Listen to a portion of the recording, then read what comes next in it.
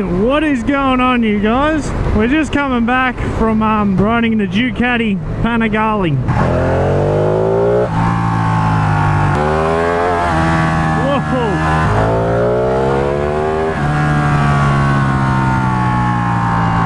Now, we took out the Ducati Panigale 1299. It wasn't the S. They didn't actually have the S there. The S comes with a few extra things like different wheels. It also comes with oil and suspension, so it's completely dialable, so you can change it to whatever, so you like stiffen it up, soften it off, whatever you want to do. It's got full color display and stuff. My ride of the Ducati wasn't a in-depth review. I'm not doing that sort of stuff. It was just like a first ride for me. I like trying different bikes, riding different bikes, seeing what they're like.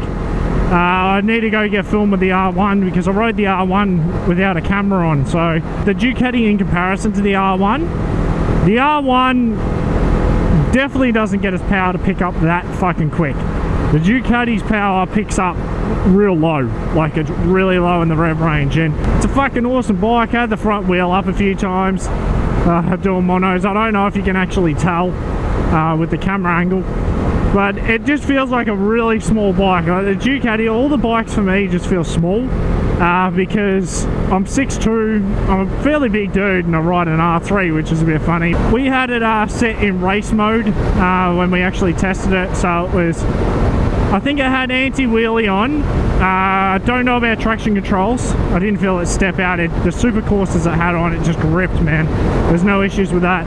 But just power-wise, it had the full punch, man. There was no delay. Didn't even get out of third gear on it because it's just that fucking quick that third gear you're doing well over the fucking speed limit, dude. But the Ducati, man, awesome fucking bike. Would I own one as a daily bike? Probably not. I prefer the R1 over the Ducati. The Ducati had awesome front end feel and all that sort of stuff, and it had all its get up and all its power and all that. It definitely picked up earlier in the rev range than what the R1 does, and it picked up a hell of a lot earlier than what any 600 does. So it just had torque there, which fucking, you twist that throttle, you hang on, dude, because it's fucking ready to play. It's right there. It's like, come on, let's see what you can do. You can hang on me, let's fucking go. Like, that's what the Ducati's like. And it sounds the part, man. That was stock pipes. The bike was a demo bike, so it was completely stock. It sounded alright. Like, it definitely sounded like it had balls and things along those lines. There was no issues with that. So, would I recommend a Ducati Panigale? Fuck yeah. If you have the money and want to go get one, you know, they're pretty good. They're a nice looking bike, I'll tell you that. Like, I don't mind the look of them. Single-sided swing arm though, I don't know if I'm a fan of that. But that's just me, personal preference. It is what it is, it do what it do. All the hot women out today. Gonna have to ride the R1 again, for sure. Don't know when I will do that. Because it's all about knowing people to get you on the bike. Because otherwise, if you go through a dealership, it's a lot of fucking around. And then they try and sell it to you afterwards, and if you know the people, they know that you're just coming to ride it, and they don't try and sell it to you, man. So that Ducati we tested, as tested, was $29,000. I think $29,990, so probably pushing $30,000. I rode it nowhere near what that fucking bike can do, man. I'm telling you now, I rode that bike nowhere near its potential. The same as the R1. Like, it's such a powerful bike, and unless you're like Valentino Rossi or fucking Danny Pedrosa or bloody, I don't know, Andrea Iannone or Dovizioso or someone like that, man, you can't ride the bikes at their fucking full potential. Like, you honestly can't fucking do it, dude. It is what it is. I got a feel for the speed of it, how it handles, and a lot of people say once you ride a big bike you won't want to get back on your small one, but dude, I just jump back on the R3 and go with it, man. That's just how I am. It doesn't matter what bike I jump on, I can still jump on the smaller bikes. You know, I can jump on different bikes, different power, and I can still hop on my little R3. And I have good times, bro. Now, he wants footage of himself, so I'll just look across at him. I know he likes seeing himself on camera. I'm going to end up riding that at some stage, the ZX7R.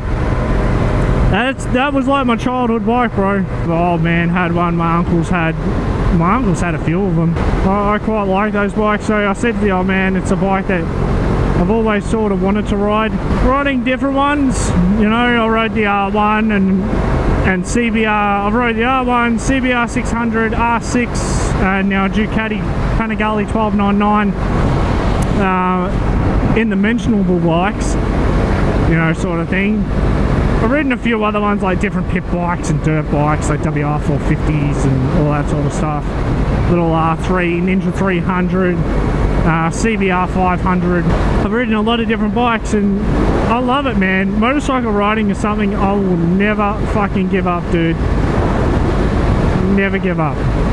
That's the thing.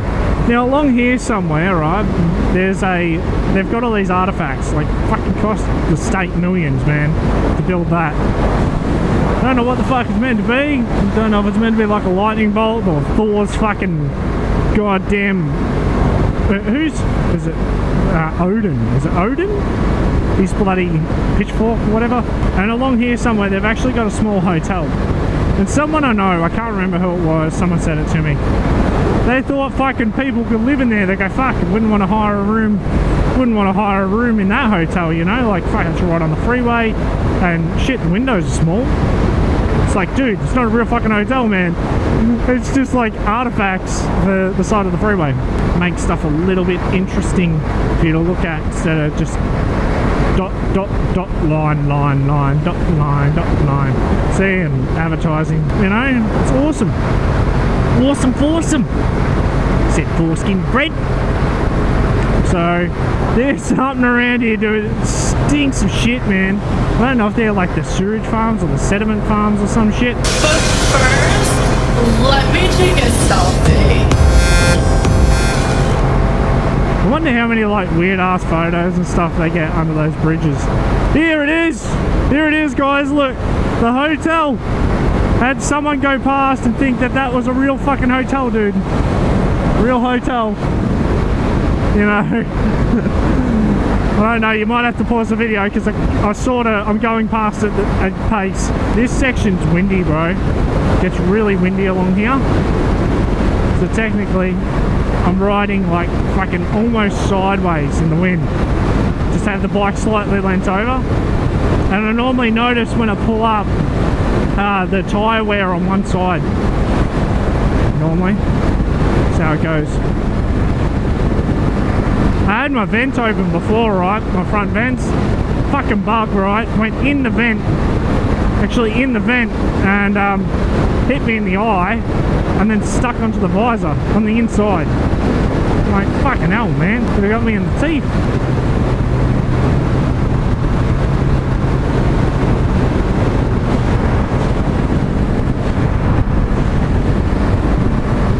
So I let him in. He thanked me. I wasn't going to try and cut the dude off or anything. Oh, that's just a fucking asshole act. I'm not like that. He was nice. He thanked me. He knew I was there and he double checked. He did 3 or 4 head checks. So that's why I just backed off and let the dude in, because he's just trying to get across, man. He's just going about his business just like everyone else. And you know, you be an arsehole to people, dude, you get them being an arsehole back to you. So you be nice to people and you know what goes around comes around.